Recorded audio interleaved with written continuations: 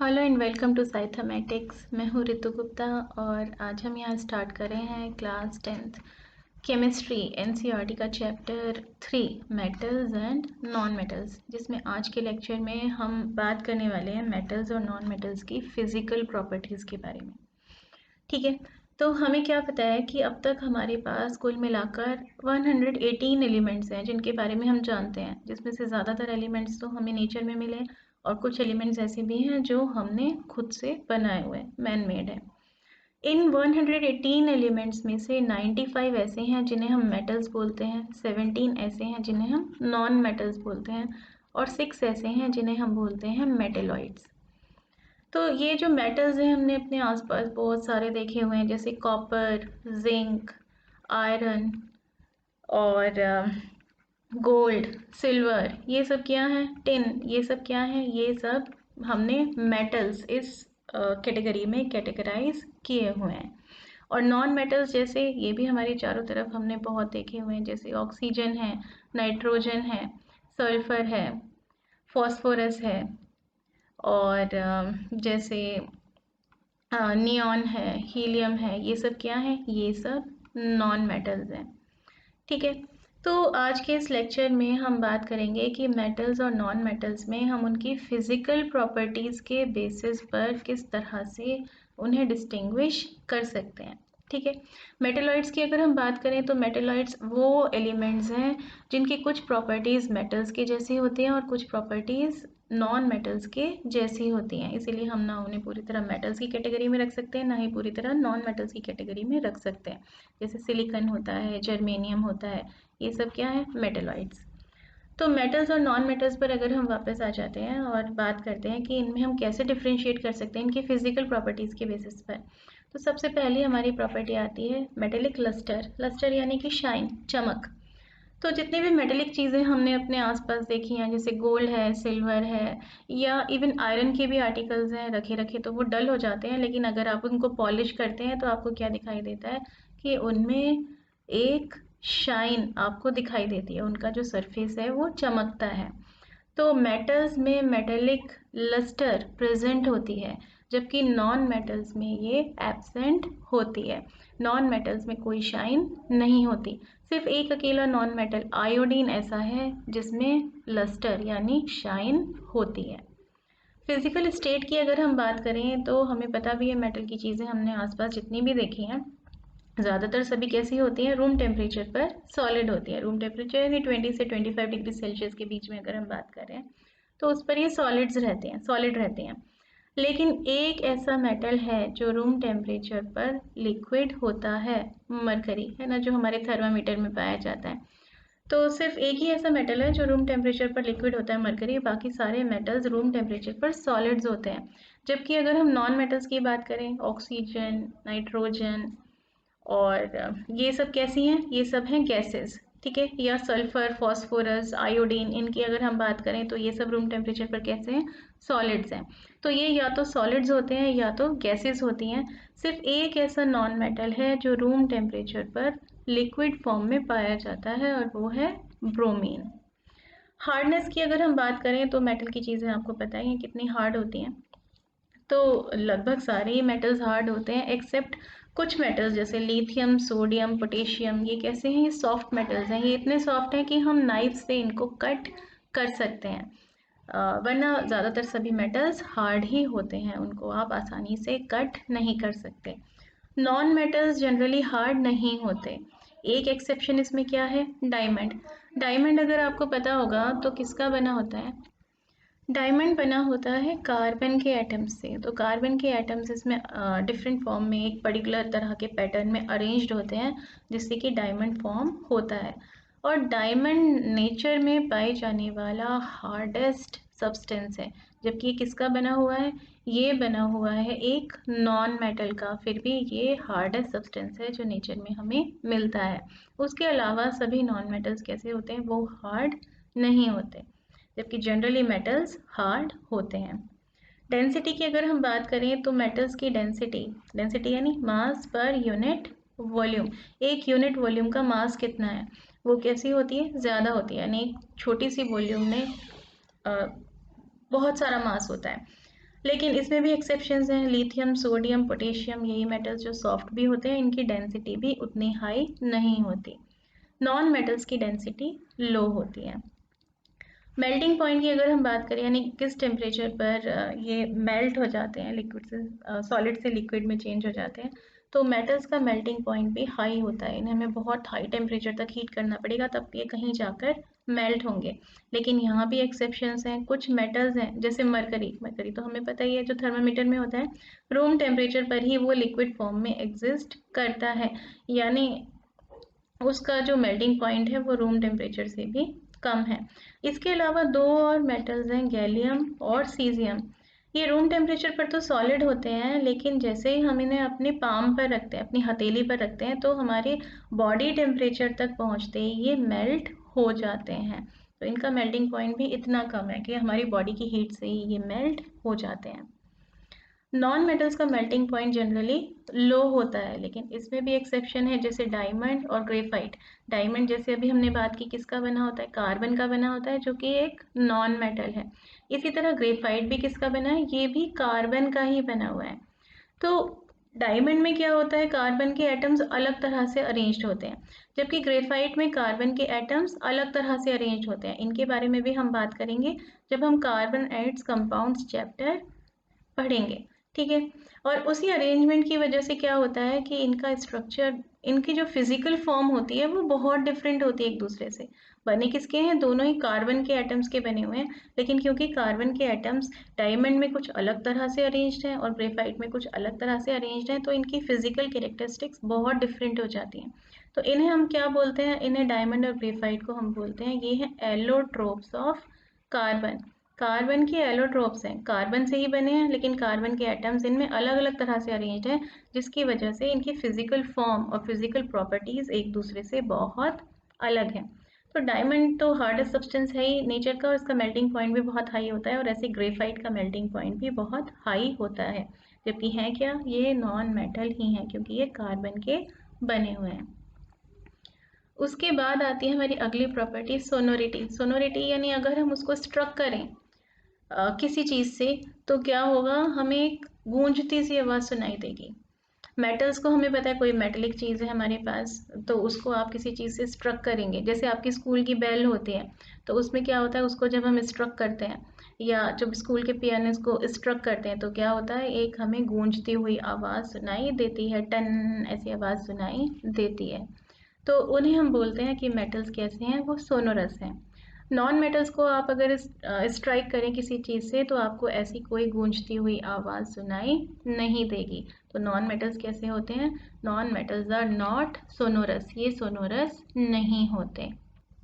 तो मेटल्स को जब हम स्ट्राइक करते हैं तो हमें रिंगिंग साउंड आती है, इसलिए हम कहते हैं सोनोरस है। नॉन मेटल्स को जब हम स्ट्राइक करते हैं तो हमें कोई रिंगिंग साउंड सुनाई नहीं देती, तो हम कहते हैं ये सोनोरस नहीं है। इलेक्ट्रिसिटी के कंडक्शन की अगर हम बात करें, तो जितने भी मेटल्स हैं वो हैं good conductors of electricity, except mercury. Mercury electricity का बहुत ज़्यादा अच्छा कंडक्टर नहीं होता, और ज़्यादातर metals bad conductor of electricity होते हैं। लेकिन यहाँ पर भी एक्सेप्शन क्या है, ग्रेफाइट, जिसके बारे में अभी हमने पीछे बात की थी, जो कि कार्बन का एक एलोट्रोप है। कहाँ प्रेजेंट होता है, हमने कहाँ देखा है, ये पेंसिल में, हमारी पेंसिल के बीच में वो जो ब्लैक सा सिलेंडर प्रेजेंट रहता है, जो लिखने के काम में आता है, वुड के अंदर यहाँ पर जो ब्लैक सा सिलेंडर प्रेजेंट रहता है, वो ग्रेफाइट का ही सिलेंडर होता है। तो ये जो ग्रेफाइट है, इसमें कार्बन के एटम्स कुछ इस तरह से अरेंज रहते हैं कि ये इलेक्ट्रिसिटी का गुड कंडक्टर होता है, जबकि जनरली नॉन मेटल्स इलेक्ट्रिसिटी के बैड कंडक्टर्स होते हैं। कैसे, हम क्या कोई हम एक्सपेरिमेंट करके पता लगा सकते हैं कि मेटल्स जो हैं वो इलेक्ट्रिसिटी गुड कंडक्टर हैं और नॉन मेटल्स बैड कंडक्टर हैं? बिल्कुल कर सकते हैं। जैसे आपको यहाँ पर ये फिगर दिखाई दे रहा है कि हमने एक सर्किट बना रखा है, एक बैटरी है, और बैटरी को हमने एक बल्ब से कनेक्ट किया हुआ है, और एक स्विच लगा रखा है, और साथ में यहाँ पर हमने क्लिप्स लगाकर छोड़े हुए हैं। यहाँ इन दोनों क्लिप्स के बीच में हम कोई भी अपना सैंपल लगाकर और ये टेस्ट कर सकते हैं कि हमारा जो सैंपल है वो इलेक्ट्रिसिटी का गुड कंडक्टर है या बैड कंडक्टर है। अगर ये सैंपल इलेक्ट्रिसिटी का गुड कंडक्टर होगा तो क्या होगा, इसके लगाते ही सर्किट कंप्लीट हो जाएगा और हमारा बल्ब ग्लो करने लगेगा। लेकिन अगर ये बैड कंडक्टर होगा तो क्या होगा, तो करंट इसमें से पास नहीं हो पाएगा, सर्किट हमारा कंप्लीट नहीं होगा और बल्ब ग्लो नहीं करेगा। तो हम क्या देखेंगे कि जब हम इसमें कोई मेटल लगाते हैं, कोई मेटल एल्यूमिनियम की रॉड हमने यहाँ पर कोई लगा दी, तो क्या होगा, ये बल्ब ग्लो करने लगेगा, यानी मेटल इलेक्ट्रिसिटी का गुड कंडक्टर है। लेकिन यहाँ अगर हम कोई नॉन मेटल लगा देंगे तो ये बल्ब ग्लो नहीं करेगा, यानी हम ये प्रूव कर सकते हैं इससे कि नॉन मेटल्स इलेक्ट्रिसिटी के बैड कंडक्टर होते हैं। हीट की कंडक्शन की अगर हम बात करें तो सेम वही बात है, मेटल्स हीट के गुड कंडक्टर्स होते हैं except mercury and lead. Mercury और लेड हीट के उतने अच्छे कंडक्टर नहीं होते, जबकि नॉन मेटल्स ज़्यादातर सभी नॉन मेटल्स हीट के बैड कंडक्टर्स होते हैं। इसमें भी एक्सेप्शन क्या है, ग्रेफाइट। ग्रेफाइट इलेक्ट्रिसिटी का भी गुड कंडक्टर है और हीट का भी गुड कंडक्टर होता है। अगली प्रॉपर्टी आती है हमारी मेलिएबिलिटी। मेलिएबिलिटी का मतलब क्या है कि अगर हम हैमर से स्ट्राइक कर रहे हैं अपने मेटल को, तो क्या हम उसकी थिन शीट्स बना सकते हैं, तो हम उसकी थिन शीट्स बना सकते हैं। तो आपको पता है मेटल्स को अगर हम स्ट्राइक करते हैं तो क्या होता है, वो टूटकर बिखर थोड़ी ना जाते हैं, वो क्या होते हैं, थिन शीट में चेंज हो जाते हैं। यूज़ भी करते हैं हम घर में, जैसे एल्यूमिनियम फॉइल हम यूज़ करते हैं अपने फूड मटेरियल को रैप करने के लिए। तो वो कैसे बनी है, एल्यूमिनियम का हमने कोई पीस लिया और उसको हैमर से स्ट्राइक किया, करते रहे करते रहे करते रहे और उसकी बहुत एक पतली सी हमने शीट बना ली। तो मेटल्स की हम क्योंकि थिन शीट्स बना सकते हैं इसलिए हम उन्हें कहते हैं मेलिएबल। और नॉन मेटल्स को अगर आप स्ट्राइक करेंगे, जैसे आप एक कोल ले लें, कोयला, उसको आप स्ट्राइक करेंगे तो क्या होगा, वो तो चूरा चूरा हो जाएगा, टूट जाएगा, उसकी थिन शीट नहीं बनेगी।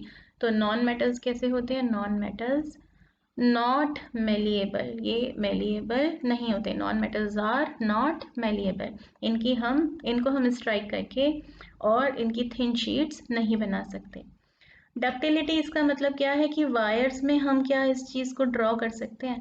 तो हमें पता भी, हमने इलेक्ट्रिसिटी चैप्टर में भी पढ़ा है कि जो वायर्स हम यूज़ करते हैं किसके बनाते हैं, मोस्टली कॉपर के या एल्यूमिनियम के।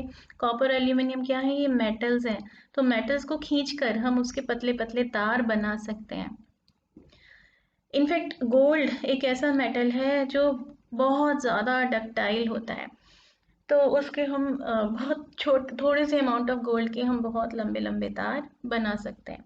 तो क्योंकि मेटल्स को खींचकर ड्रॉ करके हम उनके तार बना सकते हैं, वायर्स बना सकते हैं, तो इसलिए हम कहते हैं मेटल्स कैसे हैं, डक्टाइल हैं। लेकिन नॉन मेटल्स को खींचकर हम उनके तार नहीं बना सकते, उनके वायर्स नहीं बना सकते, इसीलिए नॉन मेटल्स को हम कहते हैं कि non metals are not ductile. Non metals ductile नहीं होते। ठीक है, कंडक्शन ऑफ हीट की जब हम बात कर रहे थे, तो क्या इसके लिए भी हम कोई एक्सपेरिमेंट ऐसा कर सकते हैं जिससे हमें पता चले कि मेटल्स हीट के गुड कंडक्टर होते हैं जबकि नॉन मेटल्स हीट के गुड कंडक्टर्स नहीं होते। तो ये एक्सपेरिमेंट तो आप बचपन से करते आ रहे हैं, छोटी क्लासेस से आपने पढ़ा हुआ है, करके भी देखा होगा घर पे ज़रूर। तो हमने यहाँ पर क्या कर रखा है, एक स्टैंड में हमने एक मेटल का वायर या मेटल की कोई प्लेट लगा रखी है ना, जैसे एल्यूमिनियम की प्लेट लगा रखी है, या जैसे आपका जो स्केल होता है, मेटेलिक स्केल, वो आपने यहाँ पर लगा रखा है, स्केल यानी रूलर होता है जो। तो उसमें हमने क्या किया, यहाँ पर वैक्स की हेल्प से, मोम की हेल्प से यहाँ पर हमने एक पिन चिपका दिया। हमने इस पर रॉड थी हमारे पास मेटल की, उस पर थोड़ा सा मोम डाला और उस पर पिन रख दिया। जब जैसे जैसे मोम जम गया, सॉलिडिफाई हुआ, तो ये पिन भी इससे आकर इससे चिपक गया। फिर हमने क्या किया, एक तरफ से इस रॉड को हीट करना शुरू किया। तो हम क्या देखेंगे, हम हीट तो इस पार्ट को कर रहे हैं, लेकिन क्योंकि मेटल्स हीट के गुड कंडक्टर होते हैं, तो वो हीट क्या कहाँ से कहाँ तक जाएगी, वो आगे की रॉड तक भी जाएगी और धीरे धीरे वो यहाँ तक पहुँच जाएगी जहाँ हमने पिन चिपकाया हुआ है। और ये जो वैक्स था, मोम था, जिसकी हेल्प से हमने पिन चिपकाया हुआ था, ये गर्म होकर पिघल जाएगा और हमारा पिन नीचे गिर जाएगा। तो इसका मतलब क्या है कि मेटल्स जो है वो हीट के गुड कंडक्टर होते हैं, तभी तो हीट यहाँ से यहाँ तक ट्रांसफ़र हो पाई है। ठीक है, तो ये सारी थी फिजिकल प्रॉपर्टीज़ जिनके बेसिस पर हम मेटल्स और नॉन मेटल्स को डिस्टिंग्विश कर सकते हैं। तो इसमें जो मेन इम्पॉर्टेंट पॉइंट्स हैं वो क्या है, वो एक्सेप्शंस, जो सारे एक्सेप्शंस हमने देखे हैं। जैसे हमने देखा है कि नॉन मेटल्स, ज़्यादातर सभी नॉन मेटल्स या तो सॉलिड्स हैं या तो गैसेस हैं, लेकिन ब्रोमीन एक ऐसा नॉन मेटल है जो रूम टेम्परेचर पर लिक्विड होता है। ठीक है, ये एक्सेप्शंस इसमें इम्पॉर्टेंट है, ये आपको याद होने चाहिए। ऐसे ही नॉन मेटल्स कैसे होते हैं, लस्ट्रस नहीं होते हैं, उनमें शाइन नहीं होते, लेकिन आयोडीन एक ऐसा नॉन मेटल है जो कि लस्ट्रस होता है, जिसमें शाइन होती है। ऐसे ही हमने क्या देखा कि कार्बन कार्बन एक नॉन मेटल है और वो डिफरेंट फॉर्म्स में एग्जिस्ट कर सकता है, जिन्हें हम बोलते हैं एलोट्रोप्स ऑफ कार्बन। ठीक है, जिसमें हमने देखा डायमंड, ग्रेफाइट, ऐसी चारकोल, वो भी एक एलोट्रोप होता है कार्बन का। कार्बन के एटम्स से ही बने हैं, लेकिन क्योंकि कार्बन के एटम्स डिफरेंट टाइप से अलग अलग तरह से अरेंज्ड हैं इनमें, तो इसकी वजह से इनकी फिजिकल फॉर्म्स अलग अलग हैं और फिजिकल प्रॉपर्टीज भी अलग अलग है। बने सब कार्बन के एटम से ही, इसलिए केमिकल प्रॉपर्टीज इनकी सेम ही होती हैं। तो डायमंड हमने देखा है ज़्यादातर नॉन मेटल्स कैसे होते हैं, हार्ड नहीं होते, लेकिन डायमंड की अगर हम बात करें, नॉन मेटल से बना होने के बावजूद, कार्बन से बना होने के बावजूद, ये कैसा है, हार्डेस्ट नेचुरल सब्सटेंस है। और इसका मेल्टिंग पॉइंट और बॉइलिंग पॉइंट भी बहुत हाई है, जबकि नॉन मेटल्स के मेल्टिंग पॉइंट और बॉइलिंग पॉइंट जनरली हाई नहीं होते। ऐसी ग्रेफाइट की अगर हम बात करें, तो ग्रेफाइट में हमने क्या देखा, ये भी एक नॉन मेटल है, कार्बन के एटम से ही बना हुआ है, लेकिन ये इलेक्ट्रिसिटी का गुड कंडक्टर होता है, जबकि नॉन मेटल्स इलेक्ट्रिसिटी के गुड कंडक्टर नहीं होते। एल्कली मेटल्स की अगर हम बात करें, लिथियम, सोडियम, पोटेशियम, तो हमने जनरली क्या देखा है कि जो मेटल्स हैं वो हार्ड होते हैं, लेकिन लिथियम, सोडियम और पोटेशियम ये ऐसे मेटल्स हैं कि इतने सॉफ्ट हैं जिनको हम एक नाइफ से भी कट कर सकते हैं। इनकी डेंसिटीज भी कम है और इनके मेल्टिंग पॉइंट्स भी कम होते हैं। तो ये सारे एक्सेप्शंस, ये सब हमारे लिए बहुत याद रखने इम्पॉर्टेंट है। ठीक है, तो यहाँ हमने क्या देखा आज के लेक्चर में कि मेटल्स और नॉन मेटल्स को फिजिकल प्रॉपर्टीज के बेसिस पर हम कैसे डिस्टिंग्विश कर सकते हैं। लेकिन यहाँ हमें प्रॉब्लम क्या दिखाई दे रही है, बहुत सारे एक्सेप्शंस भी प्रेजेंट है। इसका क्या मतलब है कि सिर्फ फिजिकल प्रॉपर्टीज के बेसिस पर तो हम कैटेगराइज नहीं कर सकते कि कोई गिवन एलिमेंट मेटल है या नॉन मेटल है। अब हम कह रहे हैं कि मेटल्स हार्ड होते हैं, तो फिर हमने सोडियम को क्यों मेटल कह रहे हैं, हम सोडियम तो सॉफ्ट होता है ना। तो खाली फिजिकल प्रॉपर्टीज के बेसिस पर हम मेटल्स और नॉन मेटल्स को डिस्टिंग्विश नहीं कर सकते। तो इनको और अच्छे से समझने के लिए कि किन एलिमेंट्स को हम मेटल्स कहेंगे, किन को हम नॉन मेटल्स कहेंगे, अब हम स्टडी करेंगे नेक्स्ट वीडियो में इनकी केमिकल प्रॉपर्टीज। मेटल्स की केमिकल प्रॉपर्टीज क्या क्या होती हैं और नॉन मेटल्स की केमिकल प्रॉपर्टीज क्या क्या होती हैं। ठीक है, तो ये जो कुछ भी हमने आज पढ़ा है, इसकी अगर आपको नोट्स चाहिए तो वीडियो के नीचे जहाँ पर डिस्क्रिप्शन गिवन होता है, वहाँ पर आप देखेंगे, आपको एक लिंक मिलेगा, उस लिंक को क्लिक करेंगे तो वहाँ से आपको ये नोट्स मिल जाएंगे। मिलते हैं नेक्स्ट वीडियो में, तब तक के लिए बाय, टेक केयर।